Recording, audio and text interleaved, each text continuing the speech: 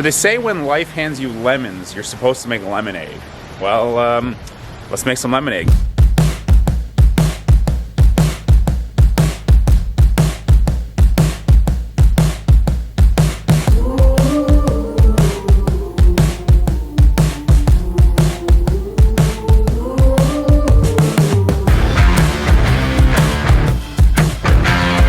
So the weather is a little crummy today in Jacksonville, but I'm still gonna get some work in. Going to go do a little bit of practicing as much as I can with this arm of mine. 6 weeks post-surgery now, halfway there. It's 12 weeks till I'm fully healed, till the bone is 100% and I can kind of do everything normal again. Yeah, this injury's been awful. It's been awesome at the same time. It's given me a lot of perspective, but that's what I want to chat a little bit about today. I want to chat a little bit about plan B, what I'm going to do tournament-wise this season, because above all else, I still am a tournament player. I still want to compete. So I'm going to talk about plan B, and I'm also just going to give you a little update on how this injury has been, some of the adversity, some of the hurdles, and some of the good things that are coming from it. So let's go practice.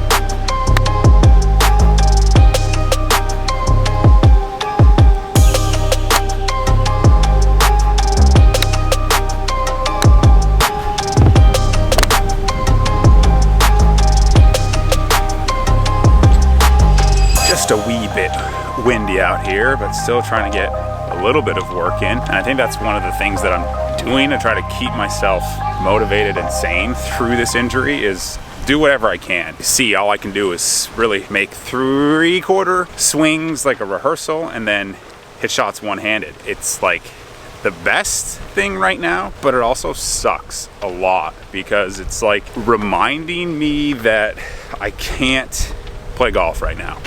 And golf is my happy place. Golf is what I put all my eggs in almost. Like I've invested so much, and the fact that I can't compete and I can't really play, I had to change everything plan-wise this year. I don't feel sorry for myself, I'm not down on myself, but it's been a mental battle to not let it get me down, because seeing guys play the Q school that I was supposed to play at, scores be, something that I could have easily managed, and even going to the players this past week and watching guys compete, it sucks, but it also motivates me. I think this is one of the lessons to learn from adversity. Yes, it's gonna knock you down, but it also has the ability to make you get back up even stronger or more motivated or what have you. So I'm just trying my best to do that. And if it just means chipping, putting, one-arm pitching wedges for a month and a half, well, that's what it means.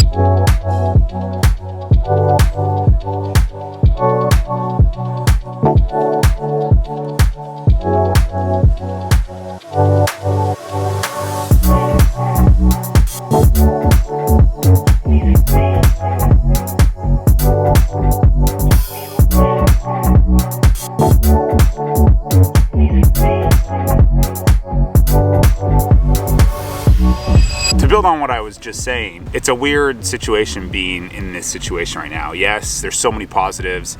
6 weeks in, I've gained a lot of mobility. I'm practicing, I'm getting myself in golf mind. Yeah, I'm struggling with the fact that I'm seeing other people compete and doing things that I wish I was doing, but I think with any bit of adversity, the biggest thing is fear. For me, it's the fear of the unknown, but obviously that's the biggest reason for anyone to fear anything is you don't know. And for me, what I'm starting to wrestle with, I think now that I'm practicing, maybe I'm being more critical of my arm and the progress and how it feels, and the pain's super minimal. I'm stretching it, I'm trying to gain mobility, but it feels like almost like I've plateaued.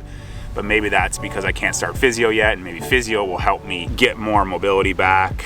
But I'm dealing with this fear that what if I can't play golf again? Like, what if this doesn't heal properly?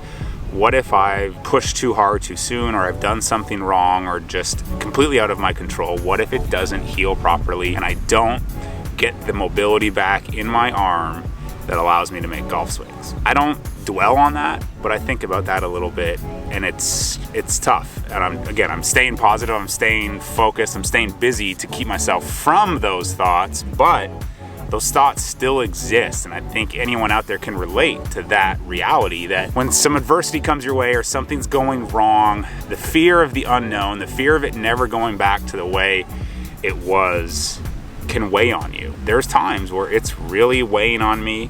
Don't feel sorry for myself. Don't let it get me down too much, but I'm worried. I get worried, and I'm a little, I don't know, I might not get the full mobility back, and that is kind of scary. So I'm wrestling with that while I practice and do all of that.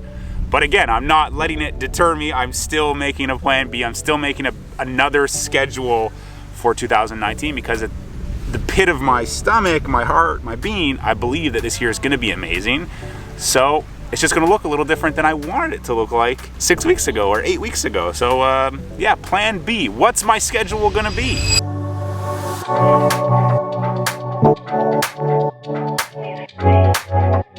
All right, I've alluded to it all day. What is plan B? What's my alternative? What am I doing differently in the wake of this injury? Yeah, I've talked about not being able to have gone to Q school, not being able to do the early season web.com Monday qualifier. So the quest for the card is just going to be very different this year, but it's not bad. My attention now is going to be focused on playing state opens, playing US Open qualifying, Canadian Open qualifying, and also asking for sponsors exemptions on the Mackenzie Tour and trying to pair that with Monday qualifiers up in Canada on the Mackenzie Tour. My first event will be May 13th, US Open qualifying, just 11 days after I'm cleared. I'm 12 weeks from surgery.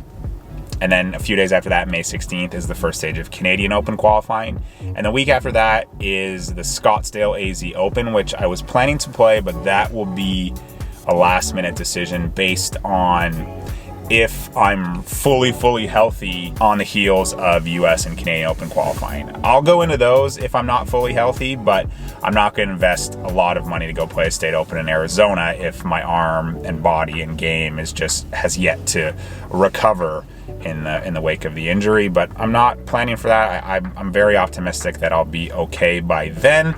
And then the rest of the summer will be some state opens all over the states. Hopefully I get an exemption into an event in Canada, and if I do, I'll kind of plan maybe a Monday qualifier the week before, the week after, because one opportunity could turn into 3, 4, 5 weeks on tour, and could turn into something so great, could turn into status. So that's essentially the plan as it looks right now. I don't have the money to go and try to Monday qualify all of the season. I had money allocated basically for Q School, early web.com Monday qualifiers, and essentially the May stretch of the Mackenzie Tour if I had gained status. Not doing Q School, I had to take that chunk of money and budget it out across the best value of tournaments, state opens, random 3 and 4 day tournaments where your money can go the longest way, because that's where I'm at. I need to be profitable to hopefully put money in the bank to play in a Mackenzie Tour event if I get an exemption, be able to go up there and travel and do a Monday qualifier, but ultimately have money in the bank to go to web.com Q School. But that's plan B. Life gives you lemons, you make lemonade. Yeah, I'm a little apprehensive, I have a little bit of fear that maybe I won't be able to golf, but that's so minimal. I'm very positive. I think everything will work out, and it is working out the way it's supposed to. I hope you guys are enjoying this. I hope this is maybe helping even just one of you that's been through something tough or is going through something tough right now and is struggling to find plan B, C, D, or E. Life is always changing, and we're forced to change our goals accordingly, change our plans and schedules accordingly. It's just part of growing up, guys. I'm gonna go rest my arm now. I'll see you guys in a couple days. Peace.